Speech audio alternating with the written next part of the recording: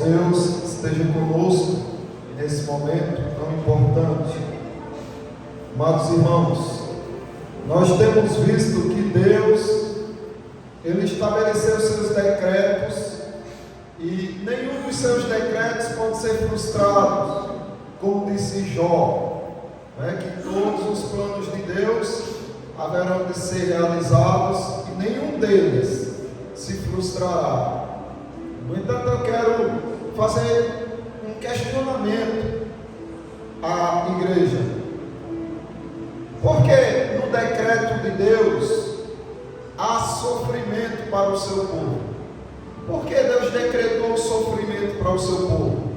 Se Deus ama tanto o seu povo, por que o seu povo sofre? Agora pense de outra maneira.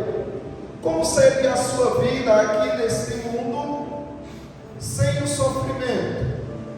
Imagine que desde que você nasceu até a idade adulta, durante todo o seu percurso nessa vida, nunca houve um problema só para você resolver. Tudo deu certo, tudo correu da forma que você espera. Como será que você seria hoje? De uma coisa certa, você amaria esse mundo. Esse mundo seria tudo de bom para você. Afinal de contas, você não passou por nenhum problema, nenhuma frustração. Eu quero trabalhar com os amados irmãos a respeito de como Deus lida com o seu povo, como Deus trata os seus eleitos, os seus escolhidos. Veja, o apóstolo Paulo, escrevendo aos Tessalonicenses, ele apresenta uma preocupação legítima. Eu quero trabalhar esse capítulo todo com os amados irmãos. Diz de 1 Tessalonicenses capítulo 3. Por quê? Aqui Paulo fala dos decretos de Deus a respeito dele próprio e também de como ele se comporta diante dos decretos de Deus. Porque quando você fala que Deus já estabeleceu os seus planos e que os planos de Deus na sua vida eles vão se realizar independente de qualquer coisa, isso não significa que você não possa ficar triste diante de algumas situações que venham sobre você, sobre o seu irmão. Não significa isso. É importante que você tenha empatia de fato, porque senão você vai ser uma pessoa fria e Deus não quer isso. Deus não estabeleceu os seus decretos. Os planos dele na sua vida são garantidos, mas isso não é para que você seja uma pessoa fria, uma pessoa sem sentimentos, que simplesmente diz, não, é decreto de Deus, então nem sentimentos eu vou ter, de forma alguma. Observe aqui o que Paulo diz no versículo 1 e 2. Pelo que, não podendo suportar mais o cuidado por vós, pareceu-nos bem ficar sozinhos em Atenas. E enviamos o nosso irmão Timóteo, ministro de Deus, no Evangelho de Cristo, para, em benefício da vossa fé, confirmar-vos e exortar-vos. Então, o que Paulo está dizendo é o seguinte: olha, a gente queria muito e precisava da presença de Timóteo conosco, só que a gente estava preocupado. Então a gente estava triste, preocupado em como vocês estavam lidando com as situações na vida de vocês. Então pareceu bem a nós enviar Timóteo para que a fé de vocês fosse confirmada e para que a gente pudesse exortar vocês em algumas coisas. O apóstolo Paulo aqui está deixando claro que é dever do cristão ter empatia, se preocupar com o sofrimento do nosso irmão. É importante isso. Ah, mas Deus não decretou aquele sofrimento? Sim, decretou. Agora o que Ele quer de você é que você sinta a dor daquele irmão. Você seja compassivo. Como Cristo foi compassivo com sua dor, desceu para sofrer no teu lugar. Você precisa ser também empático com o seu irmão. E não é isso que ele também diz aos Romanos, capítulo 12, versículo 15: alegrai-vos com os que se alegram e chorai com os que choram. Então é dever do cristão ter segurança na ação soberana de Deus, no cuidado de Deus, nos decretos de Deus para a sua vida. É dever do cristão descansar nisso. Mas à medida que você percebe que alguém sofre, você também tem que sentir aquele sofrimento e acolher aquele irmão e ajudar aquele irmão. Porque além do decreto de Deus específico para aquele irmão ser um decreto que o traga sofrimento, é um decreto também que faz com que você tenha a oportunidade de acolher e de chorar junto com aquele irmão. Então, à medida que você responde ao sofrimento do seu irmão, você pode ser ou não abençoado. Veja só o que diz também no versículo 3 de 1 Tessalonicenses capítulo 3: a fim de que ninguém se inquiete com estas tribulações, porque vós mesmos sabeis que estamos designados para isto. Aqui está o decreto de Deus puro a respeito de Paulo. Se você é designado para alguma função, então você não pode fugir dela. Se você trabalha para alguém e o seu patrão diz: olha, sua função é colocar os preços disso aqui, você foi designado para aquilo e você tem que cumprir aquilo, porque senão você será reprovado, você poderá até ser demitido. Com Deus é diferente. Quando é o decreto dele, a vontade dele decretiva, você não tem nem como dizer não, a coisa vai acontecer. É o que Paulo está dizendo: olha, eu não quero que vocês se inquietem com estas tribulações. Nós estamos passando por tribulações, mas eu não quero que vocês fiquem inquietos com isso. Por quê? Porque vocês sabem que nós fomos designados para isso. Nós fomos designados ao sofrimento. Então não fique inquieto não. Vamos confiar no que Deus está fazendo nas nossas vidas. E veja só, se não é assim, Deus age dessa forma. Ele prova os corações. Como é que um coração é provado por Deus? Ele é provado por Deus de duas maneiras. Na prosperidade e na adversidade. Quando Deus te dá riqueza, prosperidade, saúde, vigor, Ele está provando se você o ama, mesmo não faltando nada para você. Se você continua firme na igreja, se você continua obedecendo a sua palavra, se você continua seguindo Ele, ou se você diz: não me falta nada, vai curtir. Então, a riqueza pode expressar o que tem dentro do teu coração, como também a aflição. A aflição, ela vai, espremer o teu coração de tal forma que vai brotar dele aquilo que de fato você é. Porque muitas pessoas vivem de aparência, vivem de querer aparentar ao mundo que são uma coisa, aparentar para os irmãos que são uma coisa, mas lá no coração eles são completamente diferentes. Jesus Cristo já se deparou com muitos desses. Jesus Cristo disse: olha, esse povo, eles me honram com os lábios, mas o coração deles está longe de mim. Então Jesus Cristo sondava o coração, via o que tinha lá dentro, mas só Deus consegue fazer isso. Agora vocês também podem saber o que tem dentro do coração de vocês e o que tem dentro do coração dos irmãos quando a aflição chegar.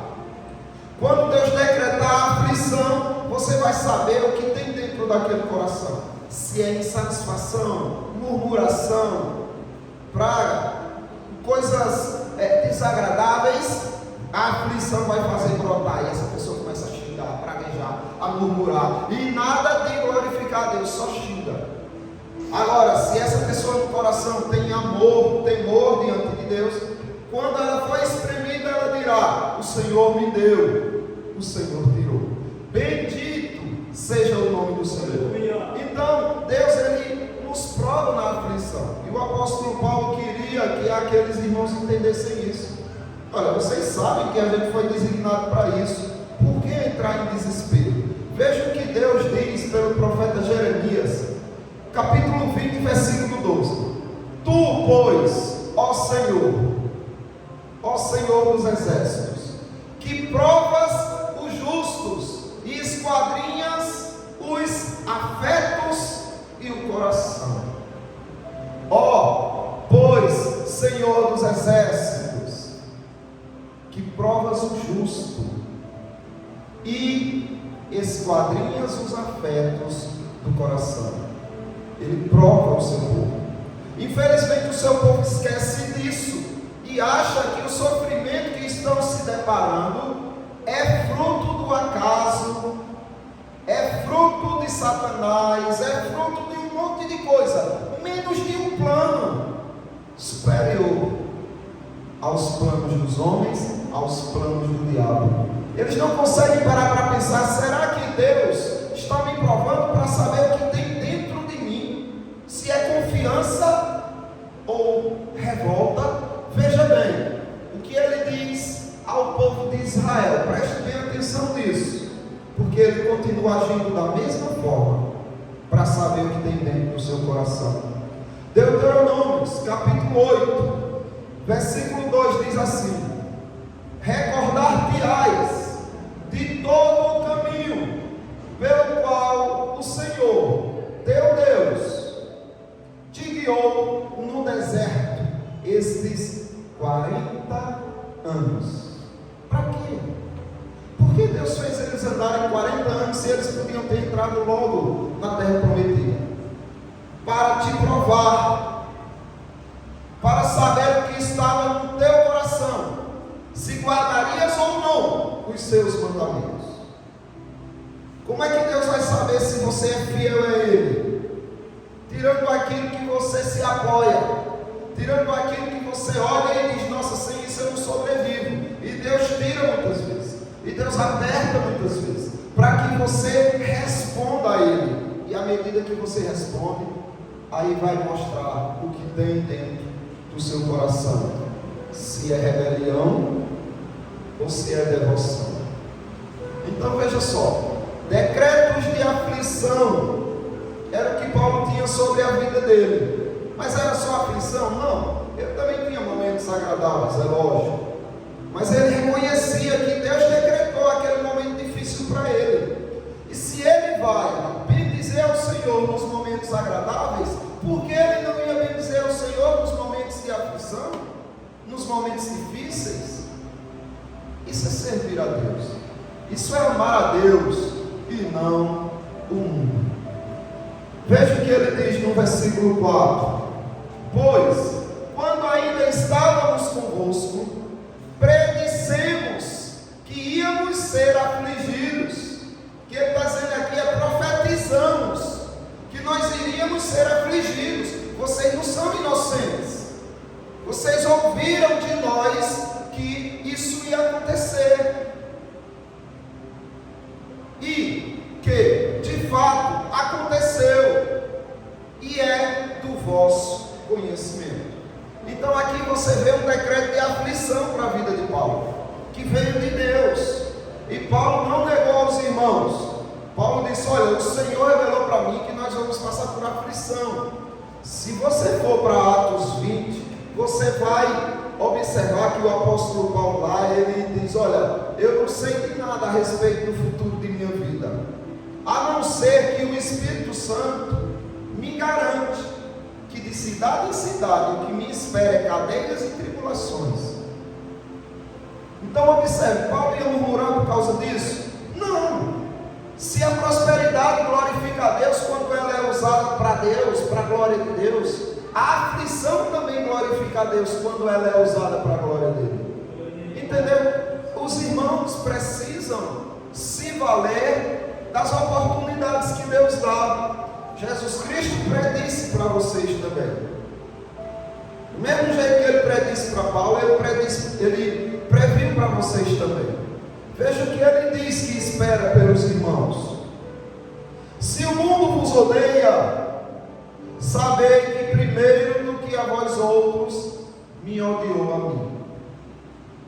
Se vós fosseis do mundo, o mundo amaria o que era seu. Como, todavia, não sois do mundo, pelo contrário, dele vos escolhi. Por isso, o mundo vos odeia, porque Jesus tirou vocês dele. Enquanto vocês não pertenciam a Cristo, o mundo amava o que era dele, vocês. Quando Cristo disse, não, eles não vão se perder, eles serão meus, o mundo passou a te odiar. Lembrai-vos da palavra que eu vos disse: não é o servo maior do que o seu Senhor.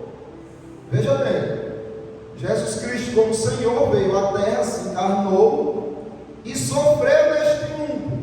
E Ele está dizendo, não pensem que vocês são maiores do que eu, que vão viver uma vida de prosperidade nesse mundo aqui. Não pensem nisso. Se o mundo me odiou, que sou o Senhor de vocês, vão odiar vocês também. Lembrai-vos da palavra que vos disse: não é o servo maior do que o seu Senhor. Se me perseguiram a mim, também perseguirão a vós outros. Se guardaram a minha palavra, também guardarão a vossa. Então é isso. O Senhor Deus, o Senhor Jesus Cristo, Ele predisse que não seria fácil a vida de vocês aqui. Pode ser que esteja nesse momento, mas é só questão de um piscar de olhos para tudo virar de cabeça para baixo. Para iniciar uma grande perseguição, ou para você ter uma grande aflição, ou para entrar em uma situação muito difícil. Mas entenda isso, coloque na sua consciência isso. Deus, Ele prova o seu povo. Ele quer saber se o amor, Ele sabe isso, né? Mas Ele quer que você saiba e que o mundo testemunhe se o amor que você declara aqui com cânticos, aí com louvores e orações, se é sincero ou não. Só tem uma forma de saber: se Ele provar, certo? Então veja só o que Jesus Cristo ainda diz: estas coisas vos tenho dito para que tenhais paz em mim. Veja que a paz de Jesus Cristo, ela não depende das coisas, ela não depende das circunstâncias, ela só depende de uma relação íntima entre o que crê e Ele.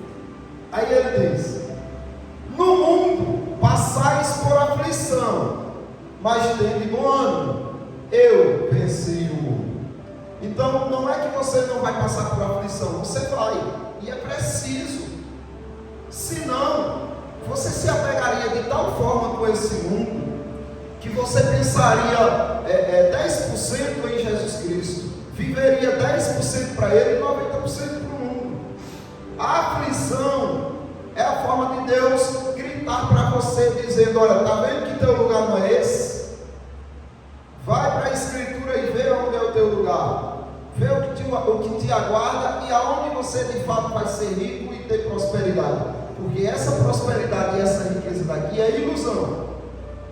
Ela só engana, ela só deixa você anestesiado. Se você não tiver temor de Deus, você se afasta dele. Então, Jesus Cristo, Ele também disse o seguinte: eis que eu vos envio como ovelhas para onde? Ao meio de lobos. Imagine uma ovelha perdida, sozinha, no meio de lobos. Só uma intervenção divina para que ela não seja dilacerada. E é só por intervenção divina que os demônios e esse mundo perverso não dilacera o povo de Deus. Veja bem, agora no versículo 5 ele diz assim: foi por isso que, já não me sendo possível continuar esperando, mandei indagar o estado da vossa fé, temendo que o tentador vos provasse e se tornasse inútil o nosso labor. O que é que Paulo está dizendo aqui? Que olha, muitas vezes a provação de Deus na aflição, ela é distorcida na sua mente. Você interpreta de forma equivocada por conta da astúcia do diabo. O diabo olha para você e diz: não, olha, não é dessa forma, você não merece, você não precisa passar por isso. É basicamente o que aconteceu com Jesus Cristo, quando ele estava contando para os apóstolos tudo que ia sofrer, e Pedro chama do lado e diz: não, Senhor, de jeito nenhum, repreenda, de jeito nenhum, o Senhor jamais passará por essas coisas horríveis. E Jesus Cristo identificou que era o diabo que falava na boca de Pedro, e Jesus Cristo disse: arreda, Satanás. Ou seja, o repreendeu imediatamente, porque são situações distorcidas. Sofrimento também é uma bênção de Deus. É difícil de entender, é difícil de aceitar, tudo bem mas você precisa crer que é uma bênção de Deus. Me fale, quais foram os profetas que não passaram por humilhações? Qual dos apóstolos teve uma vida fácil e tranquila? Se for maldição ou sofrimento, então foram malditos de Deus, todos os seus profetas e os seus apóstolos.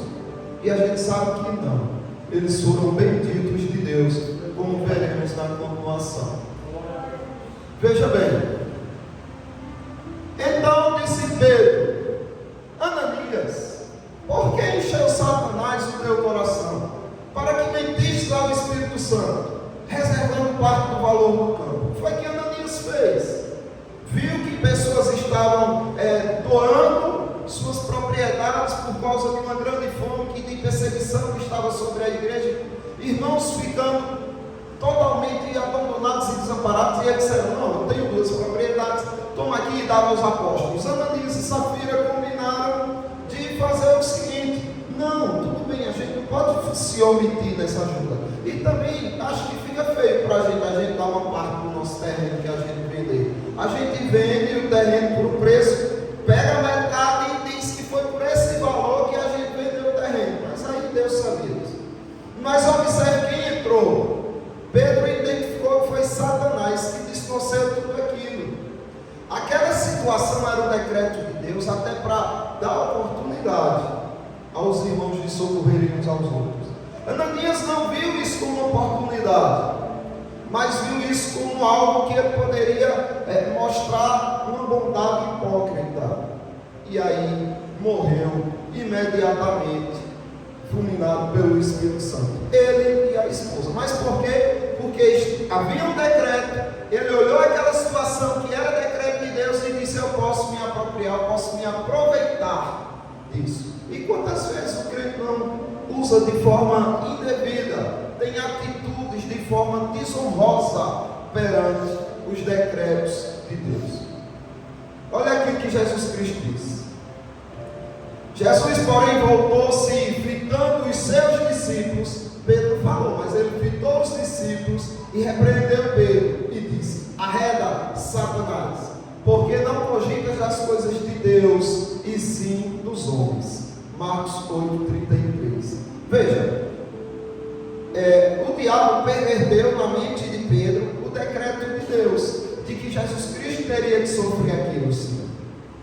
E essa perversão manifestou qual é o interesse do diabo. O interesse do diabo não é que você faça a vontade dele, não. O interesse do diabo é que você faça a tua própria vontade. Aquilo que o teu coração quer é o que o diabo quer. Porque Jesus Cristo está dizendo aqui o seguinte: porque tu não cogita das coisas de Deus, mas dos demônios, é isso? Não, você cogita das coisas dos homens, porque ele quer te ganhar, e ele vai te ganhar pelo teu coração. Aquilo que o teu coração mais ama, ele vai te oferecer, distorcendo justamente nas horas mais difíceis os decretos de Deus. E aí ele continua no versículo 6. E aqui você vai ver os benefícios de você ser aprovado. A prova chegou. O que você vai fazer? O que é que vai ser espremido do teu coração? Você vai tirar o que é do coração diante de uma situação difícil. Se você tira louvores ao Senhor, temor a Deus, exaltação ao nome dele, Então você passou na prova. Você mostrou que não depende de uma vidinha boa e tranquila para exaltar o nome dele. Você mostrou que seu louvor é sincero e não depende de pessoas ou de coisas. É isso que você provou. E a prova vai redundar em congratulação. Observe. Agora, porém, com o regresso de Timóteo, vindo do vosso meio, trazendo-nos boas notícias da vossa fé e do vosso amor, e ainda de que sempre guardais grata lembrança de nós, desejando muito ver-nos, como, aliás, também nós a vós outros. Então, Paulo recebe aquela notícia, se congratula, se alegra com aqueles irmãos, por conta da aprovação que eles obtiveram. O decreto veio, foi uma coisa difícil, mas eles reagiram bem, reagiram de maneira que Deus foi glorificado. Pessoas bendisseram o nome do Senhor, por causa daqueles irmãos. E aí, o que redundou foi em festa, de uns para com os outros. Veja só, que a sua vida é isso. A sua vida é cercada por testemunhas. Testemunhas que já morreram, que sofreram e glorificaram a Deus, e testemunhas que estão te assistindo hoje, vivos. Veja o que o escritor aos Hebreus, capítulo 12, 1 e 2 diz: portanto, também nós, visto que temos a rodear-nos tão grande nuvem de testemunhas. Então, no capítulo 11 anterior, ele vem falando dos heróis da fé, como eles venceram. E aí ele diz: olha, uns foram apedrejados, outros cerrados ao meio, passaram por escárnio, por prisão e tudo, e ele vai dizendo, mas ficaram firmes diante do Senhor. Aí ele diz: olha, agora, já que você está rodeado de tão grande nuvem de testemunha, faça o seguinte, haja como eles, desembaraçando-nos de todo o peso e do pecado que tenazmente nos assedia. Corramos com perseverança a carreira que nos está proposta. De que maneira? Olhando firmemente para o autor e consumador da fé, Jesus, o qual, em troca da alegria que lhe estava proposta, suportou a cruz, não fazendo caso da ignomínia, da vergonha, do sofrimento, e está sentado à destra do trono de Deus. Então, a maior testemunha é Jesus Cristo. É o exemplo máximo. Não é que ele veio para isso. Qual foi o propósito de Cristo vir para a terra? Só um: sofrer e morrer no teu lugar. O justo sofrendo maldições que só injustos mereciam. E aí Deus quer dar uma nesguinha para você e provar o que tem dentro do seu coração, e você vai deixar passar essa oportunidade. Veja só a congratulação com os profetas que Cristo fala. Ele diz assim: bem-aventurados sois quando, por minha causa, vos injuriarem e vos perseguirem, e, mentindo, disserem todo mal contra vós. Qual é a ordem? Chorem, fiquem tristes, desanimados, é isso? Não. Regozijai-vos e exultai, porque é grande o vosso galardão nos céus. Pois assim perseguiram os profetas que vieram antes de vós.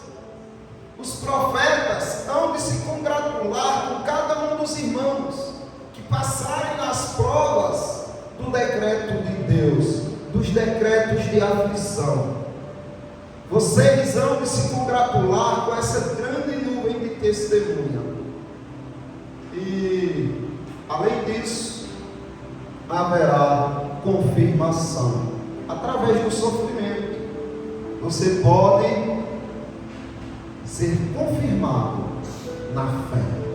Sem a aflição é difícil você ter uma confirmação. Sem uma prova é difícil você saber se seria aprovado.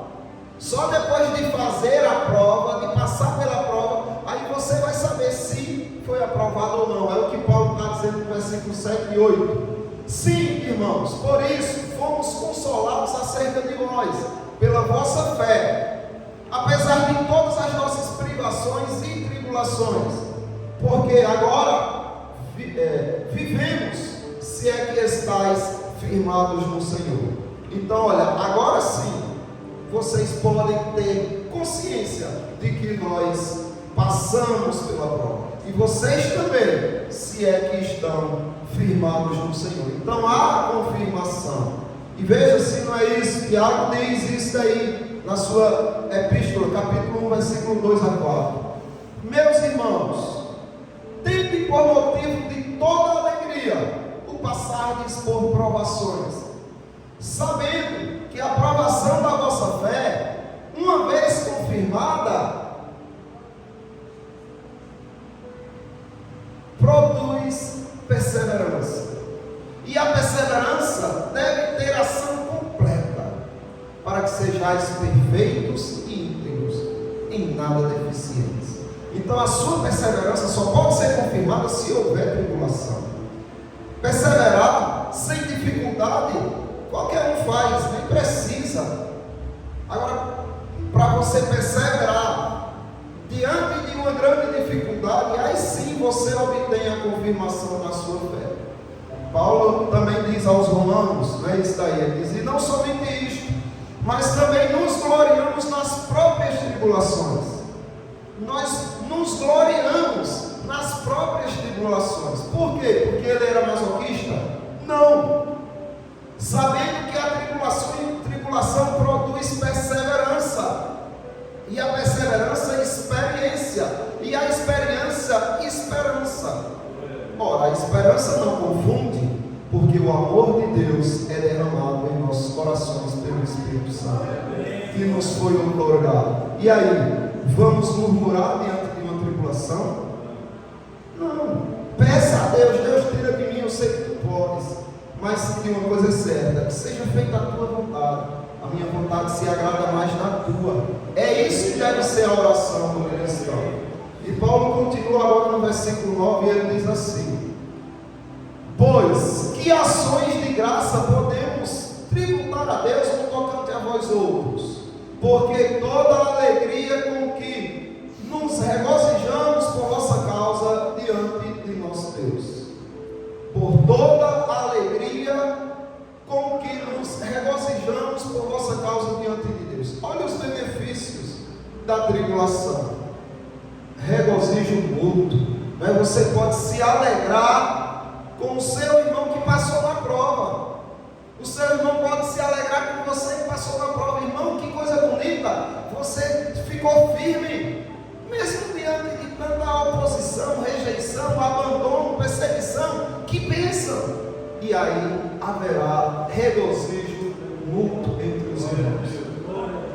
Capítulo 1, versículo 6 a 9, fala disso, sobre os Tessalonicenses. Ele diz assim: com efeito, vos tornastes imitadores nossos e do Senhor, tendo recebido a palavra, posto que em meio de muita tribulação, veja como eles receberam a palavra, com a alegria do Espírito Santo, de sorte que vos tornastes um modelo para todos os crentes da Macedônia e na Acaia.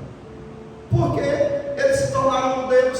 Porque eles passaram pelo vale da sombra da morte, firmes no Senhor. E os irmãos que souberam disso disseram: nossa, que igreja modelo, vamos ser igual a eles.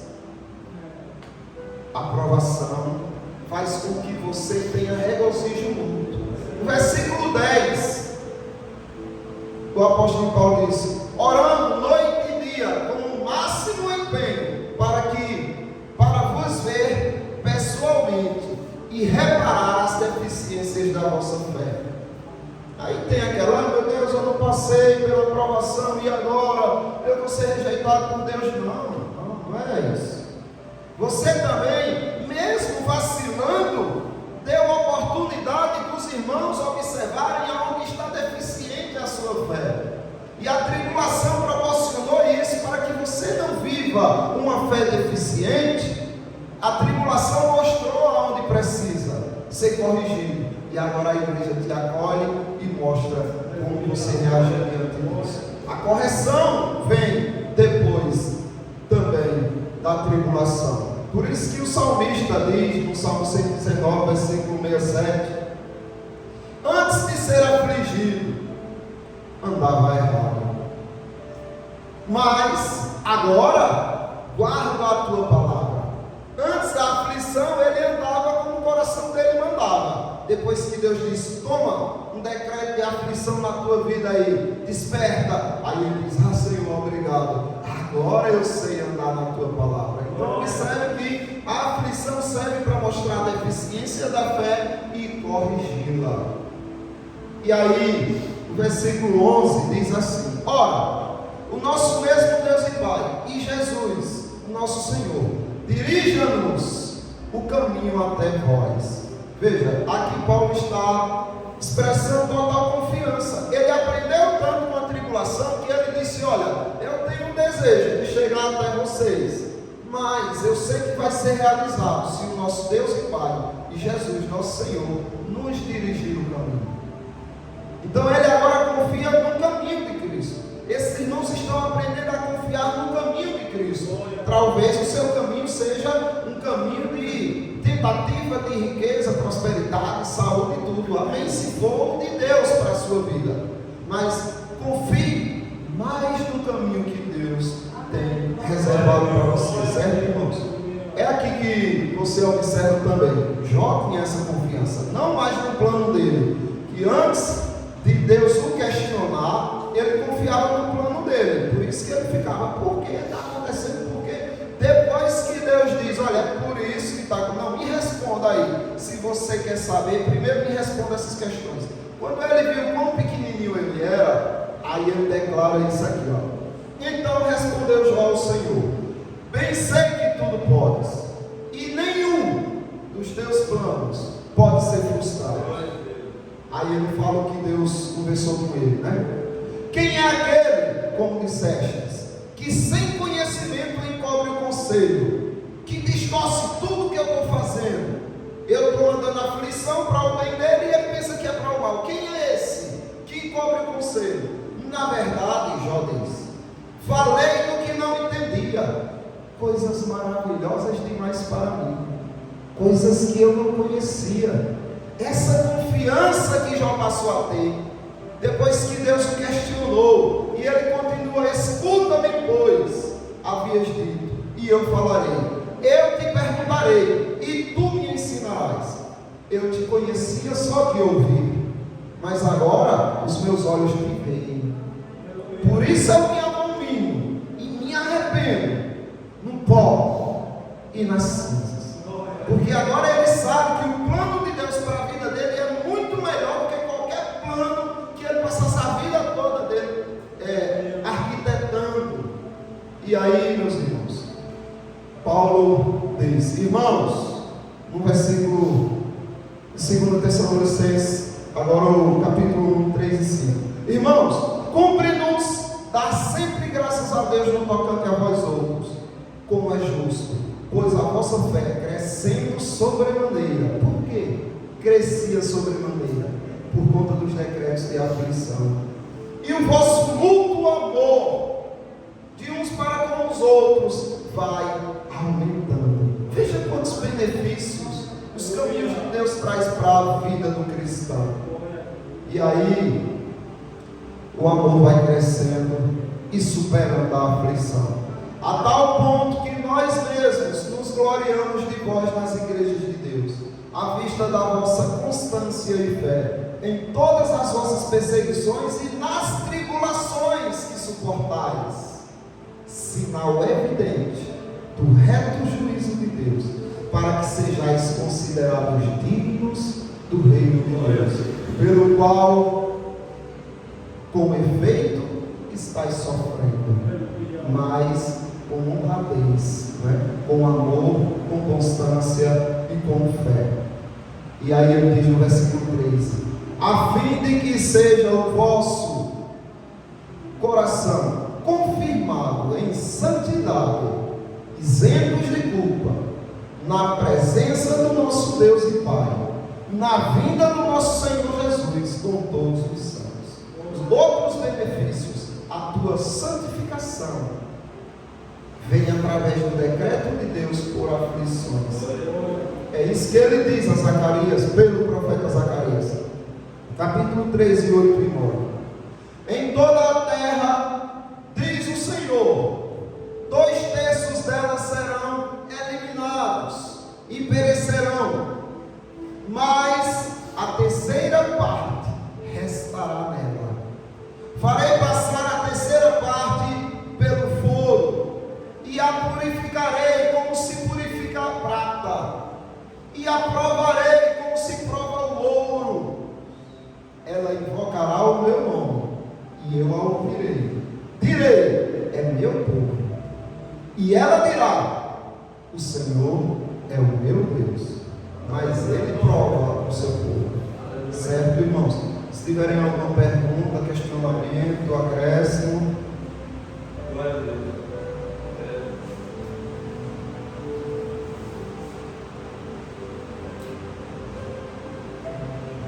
Glória a Deus.